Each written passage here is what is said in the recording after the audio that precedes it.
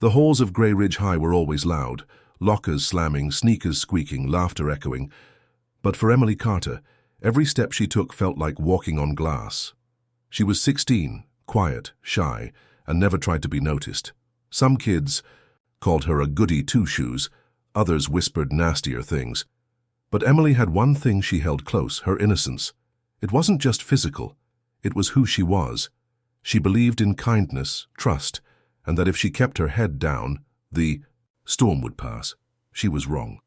The bullying had started small, snide remarks, bumped shoulders, fake rumors. But it had grown fast, especially from a group of seniors who smelled blood. Travis Monroe, the football star with a cruel smirk, led the pack. He liked breaking things, rules, windows, hearts, and now he wanted to break Emily. He didn't. Like that she didn't laugh at his jokes, that she didn't flirt back, that she wasn't impressed by his fame. That morning, Emily had barely made it to her locker before she felt someone yank her backpack. She stumbled. Books spilled out. Laughter behind her. Travis and his crew again. "What's in here, princess?" he asked, pretending to dig through her things. A diary. Maybe some love letters to Daddy. His voice dripped with sarcasm. Emily bent down to grab her books, but one of the girls, Macy, kicked them away. Emily stayed silent, like always. But inside, something cracked. She rushed to the restroom and locked herself in a stall. Tears streamed down her face, but she didn't make a sound. Her fingers shook as she pulled out her phone. She didn't want to call him. He told her not to, unless it was serious. Dead. Serious? Only if you can't handle it anymore, he'd said. His voice had been calm, low, like it always was. If the world's breaking you and no one's coming, then you call me. And now she was here, shaking, scared, done. She dialed. The phone rang once, twice, then Emily. Her father's voice, that voice. A chill ran through her. "Dad," she whispered, "they won't stop." He was silent for a second. Then, "Where are you?" "At school, in the bathroom. I don't know what to do anymore." "Are you safe right now?" She nodded, then realized he couldn't see. "Yes, for now." "Good." His voice dropped to that tone, that deadly calm. "I'll be there in 3 hours. Don't tell anyone. Just stay low. I'll handle the rest." Then he hung up. Emily stared at the phone. She hadn't seen her father in months. He was always overseas, in places he never talked about. All she knew was that he was a sniper, a good one, the best, they said. Green Beret, Special Forces, ghost-like. No one saw him coming, and now he was coming for them. Emily stayed in that bathroom stall for over an hour. Her knees had gone numb. Her phone sat in her lap like a ticking bomb. Her mind kept going back to her dad's voice. Not angry, not panicked, just locked in, like something inside him had flipped on. She remembered what her mom once said before she left them. "Your father doesn't talk about what he's done, because if he did, you wouldn't sleep at night." At lunch, she slipped out quietly. No one noticed her in the chaos of the cafeteria. Not even Travis, who was laughing loud with his arms slung around Macy like a trophy. They had no idea. By the time the final bell rang, the clouds outside had turned a deep gray. Thunder growled somewhere far off. The students poured out fast.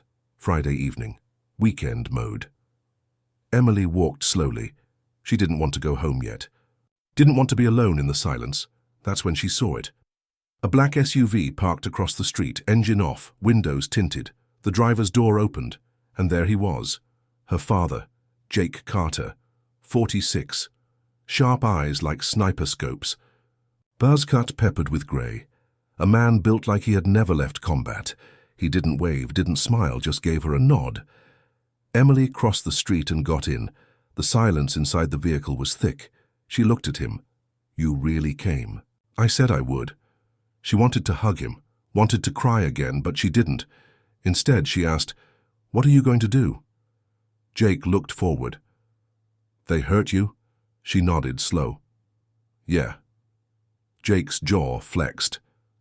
"Names?" "Travis, Macy, 2 others. I don't know them. You still remember the layout of the school." She blinked. "Why?" He reached under the seat and pulled out a weathered duffel bag, unzipped it. Emily's eyes widened, a scope, Camouflage gloves, a silencer, a combat knife, a folded-up tactical map. Her heart pounded. "Dad!" "I'm not killing anyone," he said calmly, "but I'm going to make them remember what fear feels like." "Isn't that illegal?" "So is assaulting my daughter." She didn't answer. "Tonight," he said, "you're staying." "At a motel, I already booked it. You'll have food, heat, and peace." "And you?" He looked at her. "I'm going hunting." That night, Travis Monroe partied at his friend's lake house. It was all beer, loud music, and toxic laughter. He didn't even remember shoving Emily that morning. Why would he? She was nothing. At midnight, the power cut out. The music stopped. Everyone groaned, thinking it was a fuse, until they saw the red dot moving across the window. A few boys laughed. "Who brought a laser pointer?" Then the glass shattered, not from a bullet, from fear, because out in the woods, a single shot rang out, not at anyone, just into the trees. A warning. Another red dot lit up, this time on Travis's chest. No one laughed now. A voice called from the dark. "Your father ever teach you respect, boy?" Travis froze. That voice wasn't one of the kids, it was war. Travis dove behind the couch, heart jackhammering in his chest. The red dot disappeared from his shirt, but the sound of that rifle shot still echoed in his ears. Everyone else was panicking, screaming. One kid jumped in the lake thinking it'd help. Another ran out into the woods, gone before anyone could stop him. But Jake didn't care about the rest. He only wanted Travis. Jake moved like a ghost, circling the house through the trees, silent in his military-grade boots. He knew this terrain better than those kids ever would. Night vision goggles on, rifle strapped across his chest, he crouched under the deck, listening to the chaos he'd planted. Inside, Travis tried to call the cops. His hands trembled so bad he could barely unlock his phone. Then a photo popped up on his screen. It was him, from earlier that morning, shoving Emily into the lockers. The angle was from above, like someone had watched and saved it. A second photo followed. This time it was Travis's car. Windows smashed, tires slashed, spray painted on the side in all caps, "Touched the wrong girl." He dropped the phone like it burned. "Who the hell? Is this guy?" Someone shouted. Travis didn't answer. He couldn't. His mouth had gone dry. His stomach churned. That was when Jake spoke again, from a speaker, hidden somewhere. "You had no problem hurting a girl half your size. How brave you must feel." Travis stood up. "What do you want from me?" Jake's voice was calm. "An apology and a warning, but the apology comes first." Travis looked around, wild-eyed. "To who?" "To Emily." Travis hesitated. Wrong move. A bullet slammed into the table 2 feet from him. Splinters flew. "Now!" Travis fell to his knees. His voice cracked as he shouted, I'm sorry, Emily. I didn't mean it. I didn't know." Another bullet. Closer. Jake's voice dropped. "You knew exactly what you were doing." Then silence. A beat passed, then a second, then headlights and blue and red splashed through the trees. Police. Someone had finally called them. Jake backed off into the trees, melted into darkness. He'd made his point, but he wasn't done because bullies like Travis were symptoms. The disease was bigger. Meanwhile, Emily lay in her motel bed staring at the ceiling. She should have been scared, but she wasn't. She felt safe, safer than she had in months. Her phone buzzed. Unknown number. She answered. "It's done," Jake said. "They'll think twice." "Are you okay?" He paused. "Always." Then she whispered, "Thank you." He didn't say anything. But on the other side of the line, a tear rolled down his cheek, not because he was broken, but because this was the first time his skills, the ones that haunted him every night, were used to protect something pure. His daughter. The next morning, Grey Ridge was quiet in a way that felt off. News about the lake house incident spread fast. No one got hurt, but rumors were wild. A masked vigilante, a crazed veteran, even some saying the school hired a hitman. Travis didn't show up to school. His parents moved him out of town that night. His car, still parked with the spray paint drying on the side. Everyone was talking, but Emily stayed quiet. She sat in the back of the classroom, eyes down, headphones in. Her phone buzzed once, a message with just a photo. Macy, smiling at cheer practice, a red circle drawn around her head. No caption, no explanation, but Emily knew her father was watching. Macy Kendall lived in a spotless two-story house on Crestview Lane. Dad was a local dentist. Mum was on the school board. Picture-perfect family, on the surface at least. But Jake knew better. He had spent the whole night doing recon. He mapped out the neighborhood, studied their routines, watched the cameras, saw Macy sneak out to meet older guys, saw her roll her eyes when her mother talked, saw her scroll through hate-filled group chats, mocking girls like Emily. This wasn't just a high school brat. This was someone who fed off pain, who made it personal. So he would too. At exactly 11:47 p.m., Jake cut the power to the Kendall house. No lights, no alarms. Then he climbed the side gutter like it was a jungle vine, straight to Macy's second floor window. She was asleep. He didn't go inside, not yet. He taped a note to the glass. Big block letters. "Confess or I come back." Then he disappeared into the night. Macy woke to her mom screaming, "What the hell is this? Who did this?" Police were called again.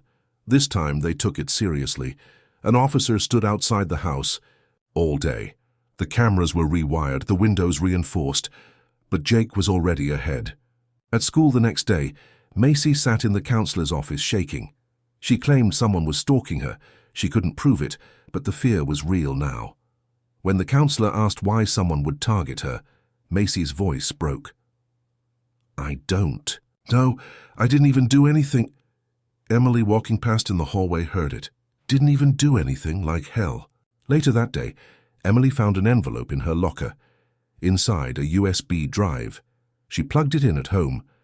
One video file. It was from the school's security cameras, somehow hacked. It showed Macy and her friends trapping Emily in the locker. Room 2 weeks ago, mocking her, pulling her hair, slapping her phone away. Clear as day, time-stamped proof. She stared at it, hands shaking. Her father hadn't just scared them. He was collecting receipts, systematically, one by one. Jake wasn't done yet. He knew emotional fear didn't last. He needed to make Macy break. So that night he delivered something else, to the Kendall family front porch. A cheerleading megaphone, sliced in half, drenched in red paint. Underneath it, a photo of Macy sleeping in her bed taken the night before. The message was clear. He got close. He could get closer, and if she didn't tell the truth, she wouldn't sleep again. Principal Harris looked like he hadn't slept in days. His office was a mess of paperwork, unanswered calls, and printed emails with the subject line, "Urgent, possible threat to student safety." 3 parents had pulled their kids from school. 2 teachers were quietly asking if they should be worried, and Travis, officially withdrawn. His parents had issued a vague statement. "Due to mental health concerns, we've relocated our son for his own well-being."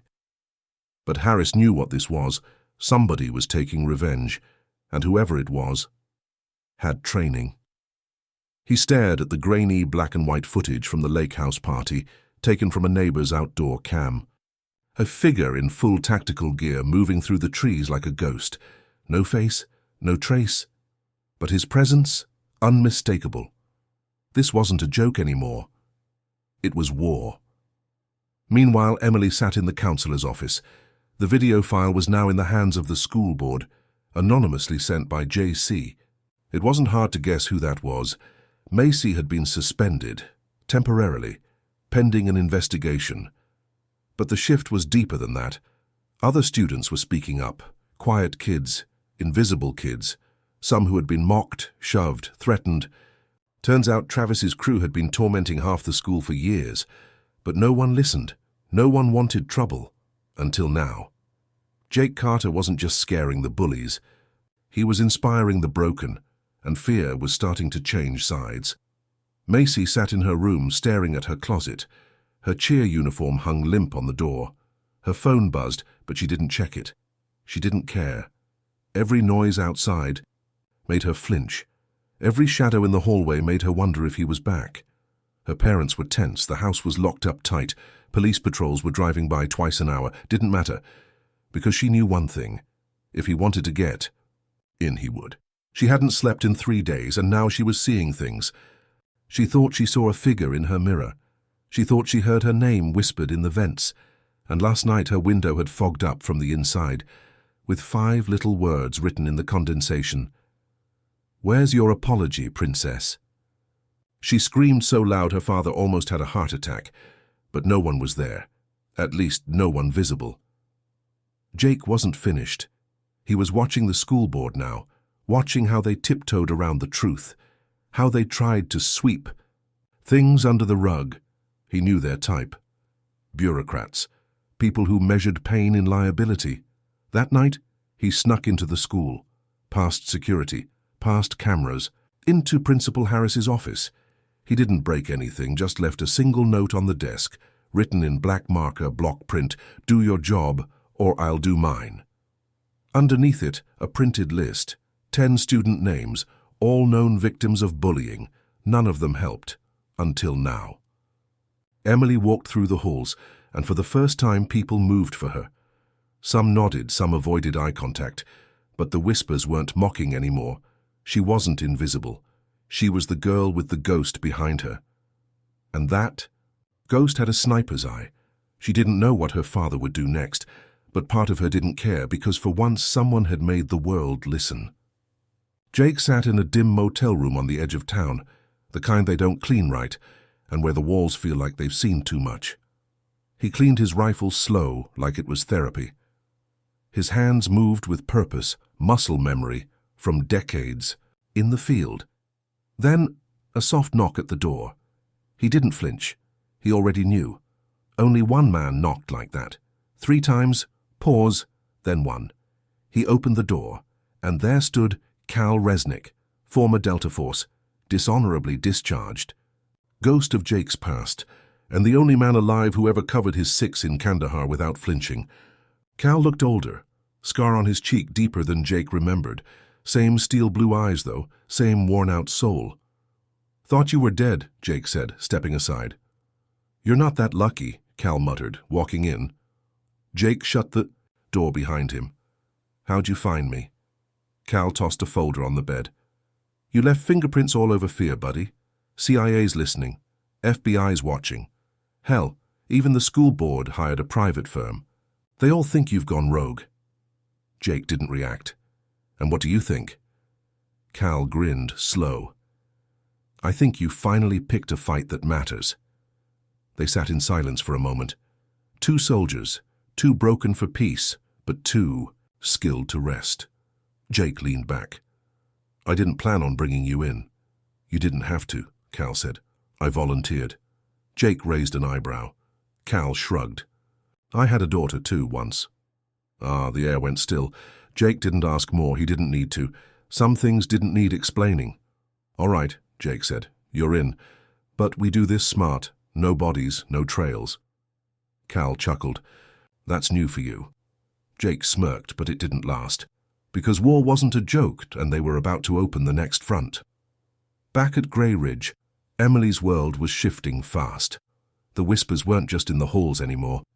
A news crew had shown up outside the school that morning. A local blogger posted an article. "Who's protecting Grey Ridge's students? Not the school board." The post had screenshots of complaints, testimonies from students, even a few grainy photos of Travis and his crew roughing up smaller kids in the parking lot. Nobody claimed responsibility for the leak, but Emily had a feeling. It was him, all of it, the revenge, the pressure, the exposure. And now, allies. She had no idea who the second man in the background of the motel footage was. But Jake never worked with anyone, ever. Something bigger was coming. She felt it in her chest, that same tight fear, but now wrapped in something colder. Anticipation. Principal Harris got the call at 3 a.m. It was his home line. "Hello?" a gravel voice answered. "You've got 24 hours to expel the staff member who covered up the locker room assault. You know who it is." Click. No name, no caller ID, but Harris knew. And he knew exactly how true it was. Coach Freeman, Travis's uncle, he'd buried complaints, bullied teachers into silence, thrown his weight around for years. Now his sins were bubbling up. And Jake? Jake wasn't giving options anymore. At sunrise, a new message appeared on the school's flagpole, spray painted in red on a banner, "Protect kids or we will." Students stopped and stared. Some clapped, others pulled out their phones. A few teachers tried to cut it down, but it was too late. It had already gone viral. Grey Ridge Ghost was trending, and the sniper with the code of justice? He wasn't in hiding anymore. He was becoming a legend. The school board met behind closed doors that morning. No press, no teachers, no students, just panic. Superintendent Lawrence paced back and forth, sweat blotching through his shirt. This is getting out of control. We've got media crawling up our ass, that vigilante is pushing kids into hysteria, and now teachers are leaking internal documents. To the damn internet. A woman in a red blazer muttered, "Parents are threatening lawsuits if we don't take action." Another man slammed a folder on the table. "It's not just the parents. We've got evidence now. Complaints dating back 5 years. Coaches, teachers, faculty covering for athletes and donors' kids." Jake Carter didn't start this fire. He just lit the match. Lawrence's face turned pale, because buried in those folders, in ink, he'd hoped would never surface, was his signature, declining to investigate the locker room incident. The one involving Emily Carter. That same morning, Coach Freeman was escorted out of the school by 2 officers. No charges. Not yet. But the look on his face, like he'd seen death, and realized it remembered his name. Jake hadn't touched him, hadn't sent a threat, just a USB drive, left in the coach's glove compartment. Inside, 17 files, photos, testimonies, emails, and a recording. It was Freeman's own voice, caught laughing about how girls like Emily need to toughen up. That was enough. Enough to ruin him, enough to save others. Emily watched it all unfold from the shadows. She wasn't front and center. She didn't want to be. But people looked at her differently now, not with pity, not with judgment, but something else. Respect. Even the ones who once joined in the bullying now avoided her gaze. Some tried to apologize. Some sent long, teary texts. She ignored most of them, because she knew what they really feared, not her, but him. And Jake, he was just getting warmed up. Back at the motel, Jake and Cal went through the files spread across the bed like war maps. Jake's hands were steady as ever. Cal, though, kept glancing out the window. "You know this ends one way, right?" Cal said. Jake didn't look up. "Doesn't have to. It always does." Jake finally met his eyes. "I'm not here to die. I'm here to finish this." They sat in silence for a beat. Then Jake pulled out a manila envelope, the last piece. Inside, a letter written by Emily 3 years ago, unsent, hidden in a journal. Cal read it slowly. It wasn't just about the bullying, it was about how she felt forgotten by her father. Jake's hands trembled for the first time. "She thought I left her," he whispered. Cal didn't answer, because there was no comfort in war, only clarity. And now Jake had it. This mission wasn't revenge. It was redemption. That night, someone else cracked. Macy. Shaking, half asleep, she live-streamed an apology on social media. Tear-streaked. Half-truths. But still, it was something. She named names. Admitted to covering for Travis, for laughing, for recording. That day in the locker room, she even said Emily's name, and I said she didn't deserve what happened. And in the final minute, she whispered, "To whoever's doing this, please stop. I can't sleep. I can't breathe." Jake watched it, alone, didn't flinch, didn't forgive. But he nodded once, because confession was the first step to cleansing. And now, only one name was left. Superintendent Lawrence, the head of the beast, the one who let it all happen, because image was worth more than innocence. Jake loaded one bullet into the rifle. Just one. Not for killing, but for the message it would send. Superintendent Lawrence's house sat on the edge of town, wide gates, stone driveway, wrap-around porch like something out of a politician's dream. A man who wore suits even when no one was looking. A man who shook hands and smiled while the system bled kids like Emily dry. That night, Jake stood across the street, camouflaged in shadows. He didn't need a gun to end this.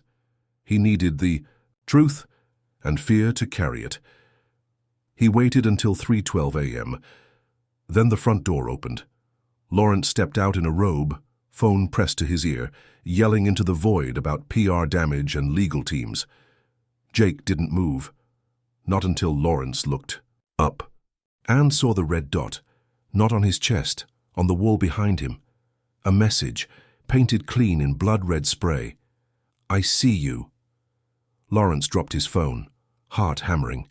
Jake stepped out of the shadows, slow, deliberate, rifle in one hand, mask covering half his face. They locked eyes. "I've seen the files," Jake said, calm as ever. "I've heard the recordings. You let it happen. You chose to protect monsters." Lawrence stuttered. I didn't know it was that serious." Jake cut him off. "You knew. You just didn't care until someone stronger came knocking." Lawrence backed up toward his house. "What do you want?" Jake raised the rifle. Lawrence flinched, closed his eyes. Click, no shot. Just a flash. Jake had taken his photo, and now the coward's face would live forever, tied to every failure, every cover-up, every ruined kid who never got to call their father. Jake lowered the rifle. "Confess, step down publicly, or I send everything to every parent, every news outlet, and every survivor." Lawrence's voice broke. "This is blackmail." "No," Jake said. "This is justice with teeth." Then he vanished, before Lawrence could even blink again. The next morning, a video dropped, sent to inboxes across the district, from an anonymous source, footage of Lawrence signing off on complaint dismissals, voicemails of him mocking student victims, photos of him at parties with Coach Freeman and donors, laughing as complaints were shredded. He didn't even make it to noon.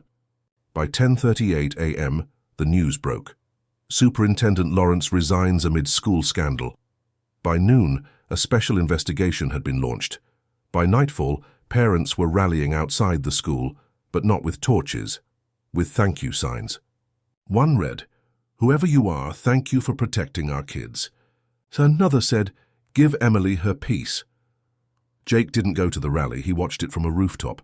Next to him, Cal sat smoking a cigarette, eyes scanning the crowd. "You done now?" Cal asked. Jake looked down at the smiling faces.